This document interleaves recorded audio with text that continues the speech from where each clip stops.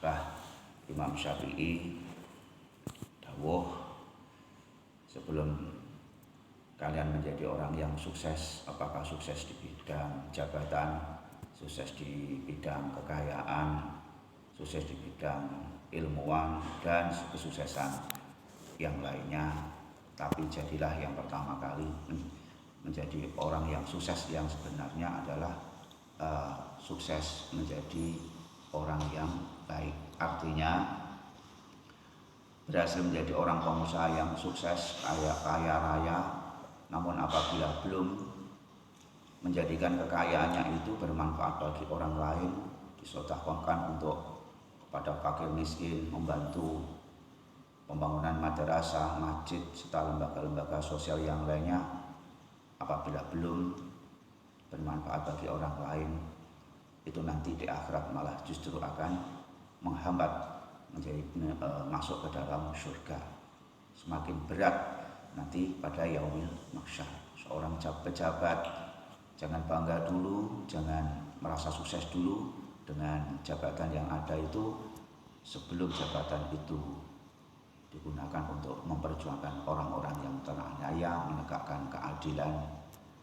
Maka berbuatlah baik dengan jabatan itu, supaya jabatan itu akan memperingan kau pada yaumil kiamah nanti. Kalau tidak, maka justru nanti akan memperberat nanti pada yaumil kiamah nanti.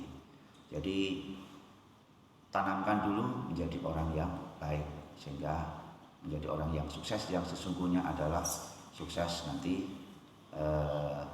masuk ke dalam surganya Allah Subhanahu wa Ta'ala. Oleh karena itu, pada materi pada pagi hari ini, yaitu sebaik-baiknya orang adalah yang senantiasa muhasabah terhadap dirinya sendiri.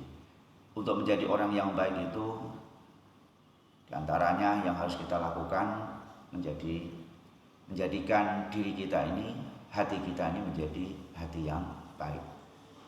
Hati yang baik itu adalah hati ajrot, hati yang mendapat bimbingan tuntunan dari Allah Subhanahu wa Ta'ala, hatinya orang-orang yang soleh. Yang kedua, jangan memiliki hati aghlab, yaitu hati yang keras, hati yang mati.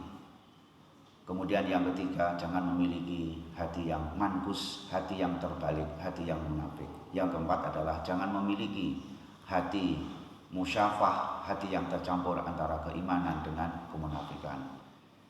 Bagaimana cara memperbaiki hati? Dalam tuntunan Rasulullah SAW, ya selalu mentaati perintah Allah dan menjauhi larangan Allah Subhanahu wa Ta'ala, termasuk menjauhi daripada godaan syaitan. Karena hati yang kotor itu akan mudah dimasuki, dipengaruhi, diajak kemaksiatan oleh syaitan. Nah, syaitan di sini di antara beberapa syaitan yang kita ketahui adalah yang disebut dengan syaitan syabaru, yang menggoda supaya kita ini gelisah. Mungkin tanpa kita sadari kadang-kadang kita gelisah, maka bawalah membaca Al-Quran, bawalah sholat, bawalah berzikir, bawalah puasa, bawalah kumpul orang-orang yang soleh dan solehah. Yang kedua yang disebut dengan syaitan dasin, yang tugasnya menghancurkan keluarga. Mulai yang dibisiki setan di sini adalah istri, merasa capek, merasa kurang bersyukur melihat nikmatnya orang lain, merasa melihat orang lain itu bahagia daripada dirinya. Akhirnya apa? Kata-kata yang kotor melawan suaminya. Itulah pertama kali setan akan menghancurkan keluarga kita dari istri kita. Kemudian yang ketiga yang dinamakan dengan setan yalanbur, yaitu selalu setan ini apabila hati kita ini kotor akan mempengaruhi kita, menggoda kita supaya kita ini saling bertengkar.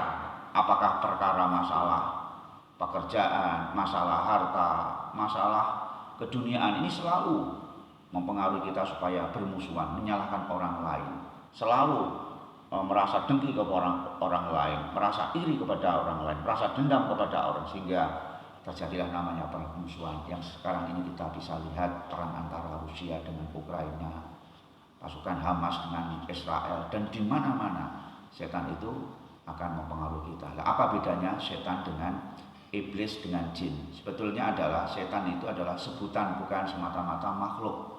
Nah, setan ini bisa berasal dari jin, bisa berasal dari manusia. Sedangkan iblis itu adalah bapaknya daripada setan yang ingkar kepada Allah Subhanahu wa taala. Istilahnya dekotannya daripada keturunan jin yang ingkar kepada Allah Subhanahu wa taala. Yang keempat yang dinamakan dengan setan walhan, itu ragu-ragu. Ketika kita wudu, barangkali kita pernah melihat nawa itu terus gak selesai. Ketika sholat ada penyakit namanya waswas, usoli Allah dulu ulang-ulang, itu setan yang menggoda supaya kita ini selalu was-was, ragu-ragu terus. Yang kelima adalah yang dinamakan dengan setan kanzab, mengajak kita malas-malas beribadah. Contohnya pagi-pagi mau berangkat sholat subuh, itu mata kita ini seringkali dikencingi. Ya, oleh karena itu disebut dengan setan zalangur. Kemudian yang kelima yang dinamakan dengan kanzab, yaitu menggoda kita supaya malas beribadah. Yang keenam adalah yang disebut dengan setan akwar, yaitu supaya menggoda berzina. Maka jangan berdua-dua dimanapun saja kita berada di situ. Yang ketiganya adalah setan. Yang ketujuh yang disebut dengan setan tibil, supaya kita ini mudah marah. Nah, supaya tidak marah maka biasakan jangan lepas wudu. Ketika batal wudu terus kalau bisa mengamalkan, supaya kita jangan lepas daripada wudu, supaya tidak tergoda oleh setan tibil yang selalu memancing kita supaya marah. Yang kedelapan yang dinamakan dengan setan matun, yaitu tugasnya mengadu domba supaya manusia selalu bermusuhan, bertengkar. Yang kesembilan yang dinamakan dengan setan abiyat, yaitu panglimanya daripada setan, menggoda para nabi dan para waliullah. Yang kesepuluh yang dinamakan dengan setan wasnan, supaya manusia itu ngantuk. Mari kita lihat kalau kita Jumatan itu ketika khotib menyampaikan khutbahnya, kita tadinya berangkat nggak ngantuk. Ketika mendengarkan khutbahnya khotib kita terus ngantuk, dan itu namanya setan daripada yang bernama wasnan. Itu diantara yang menghancurkan kita, mendorong kita berbuat kemaksiatan. Dan ada lagi yang menghancurkan kita supaya kita tidak bisa berbuat menjadi orang yang baik. Apa itu? Selalu menuruti hawa nafsu. Hawa nafsu di sini menurut Syekh Imam Nawawi dibagi menjadi 7. Di antara ada yang baik, ada yang tidak baik.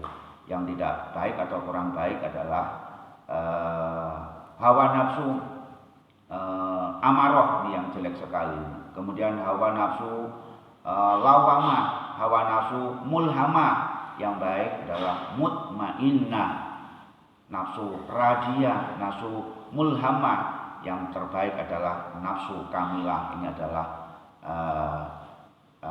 orang yang sudah bagus sekali, yang bisa mengontrol hawa nafsunya ini, yang para nabi dan para rasul dan orang-orang yang soleh. Inilah diantara cara kita, langkah-langkah kita dan muhasabah kita supaya kita menjadi orang yang baik. Saya ulangi lagi, yaitu memperbaiki hati kita, memiliki hati yang ajrot, hindari hati yang jelek, yaitu hati aghlab, hati manfus, hati musyafah. Kemudian jauhilah dari godaan setan, di antara beberapa setan yang 10 tadi itu, supaya kita tidak tergoda oleh setan, membiasakan mendekatkan diri kepada Allah Subhanahu wa taala.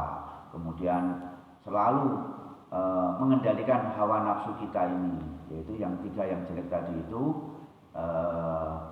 nafsu amarah, lawamah, mulhamah, dan selalu menuruti hawa nafsu yang baik, yaitu mutmainnah, radiyah, mulhamah, dan kamilah. Dan mudah-mudahan kita menjadi orang yang baik dan akan mendapatkan keselamatan, kebahagiaan di dunia wal akhirah, dan akan mendapatkan predikat surganya Allah Subhanahu wa taala. Amin ya rabbal alamin. Materi pada pagi hari ini mudah-mudahan ada guna dan manfaatnya. Dalam kekurangan silakan dalam lunak bisa menjawab pengasami. Wassalamualaikum warahmatullahi wabarakatuh.